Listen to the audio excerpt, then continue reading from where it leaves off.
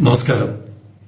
നമ്മൾ പ്രതീക്ഷിച്ചതുപോലെ തന്നെ പ്രധാനമന്ത്രി പ്രത്യേകിച്ചൊന്നും പറയാതെ കടന്നുപോയി. ശൈലജ കമന്ററി ആരംഭിക്കുന്നു.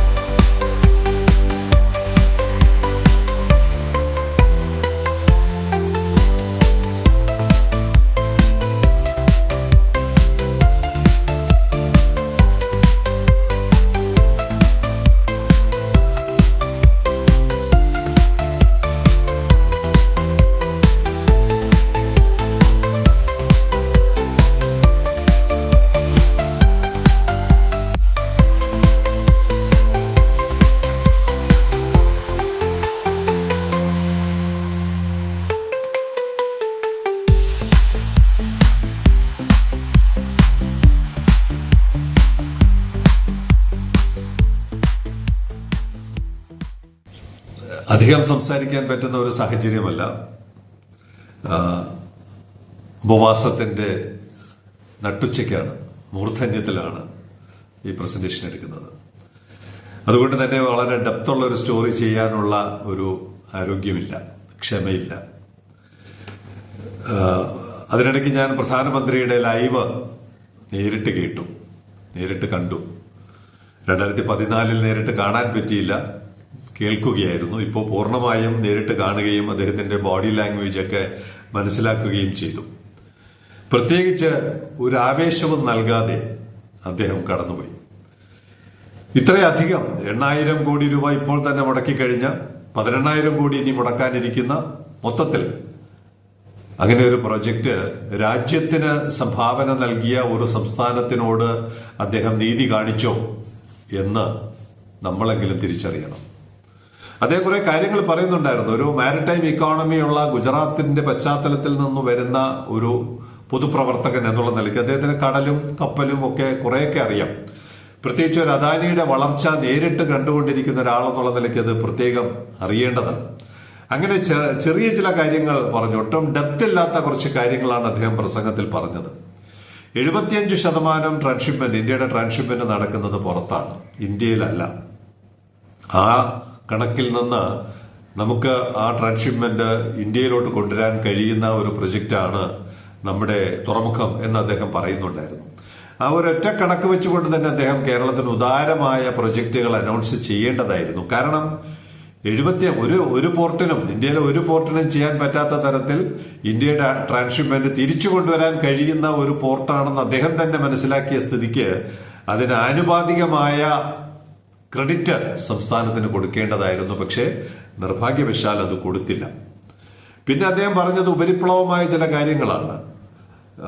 ഗ്രോത്ത് ഉണ്ടാകുന്നത് എവിടെയാണ്? സെയിലേഴ്സ്, ഇന്ത്യയിലെ സെയിലേഴ്സ് 2014 1.25 ലക്ഷം ഉണ്ടായിരുന്നു എന്ന് പറഞ്ഞാൽ നമ്മുടെ കപ്പൽ ജീവനക്കാർ, ക്യാപ്റ്റൻ അടക്കമുള്ള ജീവനക്കാരുടെ എണ്ണത്തിൽ 1.25 ലക്ഷം ഉണ്ടായിരുന്നത് 3.25 ലക്ഷമായി ഉയർന്നു. അത് നമ്മുടെ ഒരു തൊഴിൽ പ്രശ്നം, ആളുകൾ ആ സ്പെഷ്യലൈസ്ഡ് കോഴ്സുകൾ പഠിക്കുന്നു, എങ്ങനെയും ഒരു തൊഴിൽ നേടാൻ വേണ്ടി കപ്പലിലോട്ട് കയറുന്നു. അങ്ങനെ ഒരു വലിയ സംഖ്യ കപ്പൽ ജീവനക്കാർ ഇന്ത്യയിലുണ്ട് എന്നാണ് അദ്ദേഹം പറഞ്ഞത്. അല്ലാതെ ചരക്കിന്റെ വർധനവോ ചരക്കിൽ നിന്നുണ്ടാക്കാവുന്ന ലാഭമോ അത്തരം കാര്യങ്ങളിലോട്ടൊന്നും പോകാൻ പ്രധാനമന്ത്രി എന്തോ താല്പര്യം കാണിച്ചിട്ടില്ല. പിന്നെ ടേൺ അറൌണ്ട് ടൈമിനെ കുറിച്ച് പറയുമ്പോൾ ഞാൻ നേരത്തെ പറഞ്ഞ പോലെ അദ്ദേഹത്തിന് കുറച്ച് കാര്യങ്ങൾ മറൈൻ മേഖലയുമായി ബന്ധപ്പെട്ട കാര്യങ്ങൾ അറിയാം.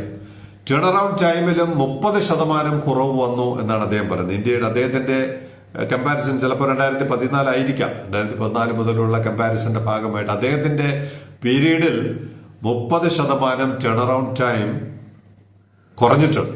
അപ്പൊ അതനുസരിച്ച് പോർട്ടുകളുടെ എഫിഷ്യൻസി, ഇന്ത്യയിലെ പോർട്ടുകളുടെ എഫിഷ്യൻസി കൂടി.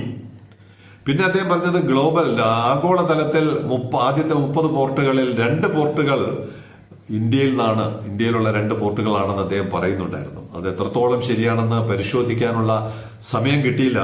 എന്തായാലും JNPT പലപ്പോഴും 25ാമത്തെ സ്ഥാനത്ത് വന്നിട്ടുണ്ട്. രണ്ടാമത്തെ പോർട്ട് ഏതാണെന്ന് കണ്ടുപിടിക്കണം. ഇനി മുണ്ട്രയാണോ എന്നുള്ളത് 27ാമത്തെ പോർട്ടായിട്ട് ചില വർഷങ്ങളിൽ മുണ്ട്രയും വന്നിട്ടുണ്ട്. അപ്പൊ അങ്ങനെയാണെങ്കിൽ ആദ്യത്തെ 30 പോർട്ടുകളിൽ 2 പോർട്ടുകൾ ഇന്ത്യയിൽ ഉണ്ടായിട്ടുണ്ട്.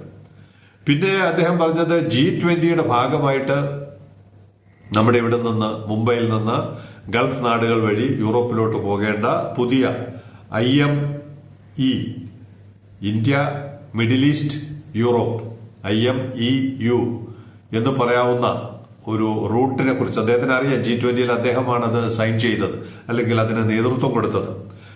അതാണ് അദ്ദേഹം പിന്നീട് പറഞ്ഞത്. പിന്നെ PPP പ്രോജക്റ്റ് പറഞ്ഞു, ഷിപ്പ് ബിൽഡിംഗ്, കഴിഞ്ഞ 10 വർഷം നമ്മുടെ ബൈപ്പാസ്, കൊല്ലം, ആലപ്പുഴ, ഇതെല്ലാം പ്രേക്ഷകർ കേട്ട വിഷയങ്ങളാണ്. പക്ഷെ ഞാൻ ഓരോ നിമിഷവും അദ്ദേഹത്തിൽ നിന്ന് പ്രതീക്ഷിക്കുന്നത്, ഓരോ കാര്യം പറയുമ്പോഴും അടുത്തത് കേരളത്തിന്, ഈ ഇനത്തിൽ കേരളത്തിന് ഇന്ന പദ്ധതി നൽകാൻ കേന്ദ്രം തയ്യാറാണ് എന്നുള്ള ഒരു വാക്ക് കേൾക്കാൻ വളരെ താല്പര്യത്തോടെ ഞാൻ കാത്തിരുന്നു. ഇതിങ്ങനെ തന്നെ ആയിരിക്കുമെന്ന് എന്റെ ബോഡി ലാംഗ്വേജ് ഇന്നലെ തന്നെ പറഞ്ഞു എന്നാണ് സജി മഹാദേവൻ പറയുന്നത്. എനിക്കറിയില്ല, എനിക്ക് അങ്ങനെ ഒരു മുൻവിധി ഇല്ലായിരുന്നു. കാരണം 10 വർഷത്തെ അനുഭവജ്ഞാനത്തിന് ശേഷം ഒരു പ്രധാനമന്ത്രി രാജ്യത്തെ ഏറ്റവും വലിയൊരു പോർട്ട് സമർപ്പിക്കാൻ വരുമ്പോൾ ഒന്നും പ്രഖ്യാപിക്കാതിരിക്കില്ല എന്ന് തന്നെ, പ്രഖ്യാപിക്കും എന്ന് തന്നെയാണ് ഞാൻ പ്രതീക്ഷിച്ചത്. പക്ഷെ സജി മഹാദേവൻ പറയുന്നത്, താങ്കളുടെ അവതരണത്തിലും ബോഡി ലാംഗ്വേജിലും പറയാതെ പറയുന്നുണ്ട്, ജി വന്നിട്ട്, ജി എന്ന് പറയുന്ന മോഡിജി വന്നിട്ട് ചടങ്ങ് തീർത്തിട്ട് അവിടെയും ഇവിടെയും തൊടാതെ എന്തെങ്കിലും പറഞ്ഞിട്ട് പോകാനേ സാധ്യതയുള്ളൂ എന്ന്. അത്ഭുതം ഒന്നും പൊതുവെ രാഷ്ട്രീയ സാഹചര്യം വെച്ചിട്ട് ഉണ്ടാകാൻ സാധ്യതയില്ല എന്നു തന്നെ കരുതാം. വാസ്തവത്തിൽ സജി മഹാദേവനാണ് സ്കോർ ചെയ്തിരിക്കുന്നത്. കൃത്യമായും അദ്ദേഹത്തിന്റെ റീഡിംഗ് ആണ് പ്രധാനമന്ത്രിയുടെ പ്രസംഗം. അതുപോലെ അദ്ദേഹം പറഞ്ഞതുപോലെ എനിക്ക് തോന്നുന്നുണ്ട്. പ്രത്യേകിച്ചൊന്നും പറഞ്ഞില്ല, വികാരരഹിതമായിട്ടാണ് പ്രധാനമന്ത്രി സംസാരിച്ചത് എന്ന് പോലും എനിക്ക് തോന്നി. എന്താണ് അങ്ങനെ ഒരു നിസ്സംഗത അദ്ദേഹത്തിന് വന്നത് എന്നെനിക്കറിയില്ല. ഒരു കാര്യം മാത്രമാണ് ഞാൻ അതിൽ നിന്ന് ബിറ്റ്വീൻ ദ ലൈൻസ് ഊഹിച്ചെടുത്ത് നമുക്ക് ഉപയോഗപ്പെടുത്താൻ കഴിയുന്ന 1-2 വരികൾ ഉണ്ട്, അവസാനമുണ്ട്. അത് ഉപയോഗപ്പെടുത്തേണ്ടത് കേരളമാണ്, കേരളത്തിലെ ഭരണകൂടമാണ്. അദ്ദേഹം പറഞ്ഞത്, നമുക്ക് വലിയ മാരിടൈം സ്വപ്നങ്ങളുണ്ട്, രാജ്യത്തിന് വലിയ മാരിടൈം സ്വപ്നങ്ങളുണ്ട്, കേരളവുമായി ചേർന്ന് പ്രവർത്തിക്കാൻ ആഗ്രഹിക്കുന്നു, വികസിത കേരളം, അതിനുവേണ്ടി അദ്ദേഹം ആഗ്രഹിക്കുന്നു എന്ന് ഒരു വരി പറഞ്ഞു വെച്ചിട്ടുണ്ട്. ആ വരിയിൽ പിടിച്ച് നമുക്ക് പതുക്കെ അങ്ങോട്ട് കയറാം.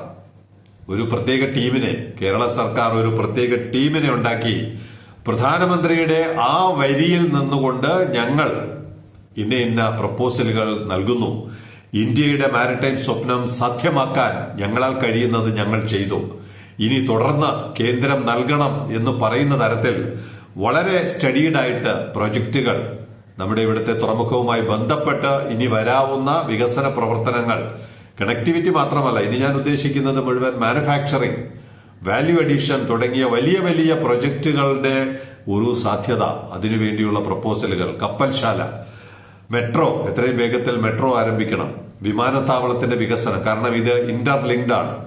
എയർപോർട്ടും സീപോർട്ടും ലോജിസ്റ്റിക്സിലെ പ്രധാനപ്പെട്ട 2 കണ്ണികളാണ്.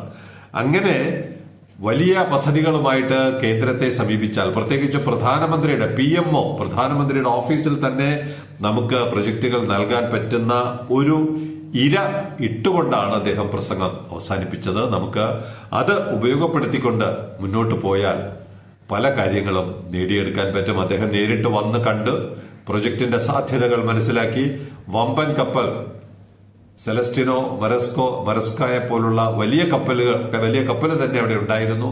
അപ്പോൾ അദ്ദേഹത്തിന് ബോധ്യമായി.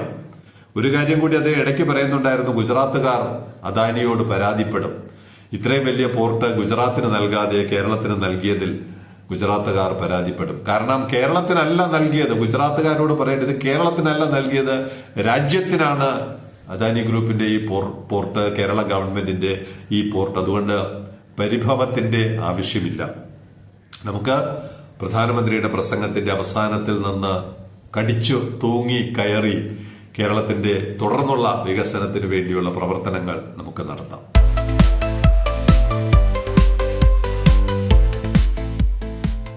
ഇനി കപ്പലുകൾ എണ്ണം, അതിനു മുമ്പ് ഒരു കൗതുകകരമായ ഒരു കാര്യം, നമുക്ക് ഇത്രയും ദിവസം അങ്ങനെ ഒരു കാര്യം കാണാൻ പറ്റിയിട്ടില്ല. ഇവിടെ വന്ന് 29-ാം തീയതി വന്ന ക്ലെവൻ ക്ലെവൻ എന്ന് പറയുന്ന വെസൽ ഇടയ്ക്ക് പുറംകടലിലോട്ട് പോയി, പിന്നെയും തിരിച്ചു വന്നു.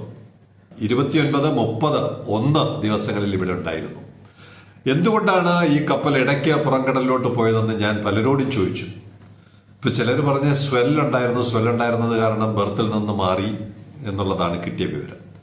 പിന്നീട് മനസ്സിലായി പ്രധാനമന്ത്രിയുടെ സുരക്ഷയുമായി ബന്ധപ്പെട്ട് എന്തെങ്കിലും ഒരു പ്രത്യേക ആവശ്യം വരുന്നു, കപ്പൽ ബർത്തിൽ നിന്ന് മാറ്റണം എന്നാവശ്യപ്പെട്ടാൽ പുറംകടലിലോട്ട് പോകാൻ തിരിച്ചു വരാനും ഉള്ള ഒരു ട്രയലായിരുന്നു ക്ലെവൻ. വലിയ കപ്പലാണ്, 318 മീറ്റർ നീളമുള്ള കപ്പലാണ്.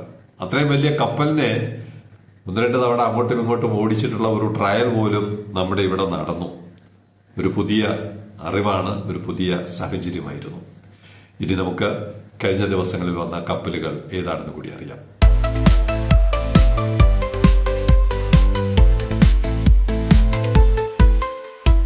Signing off, Elias John.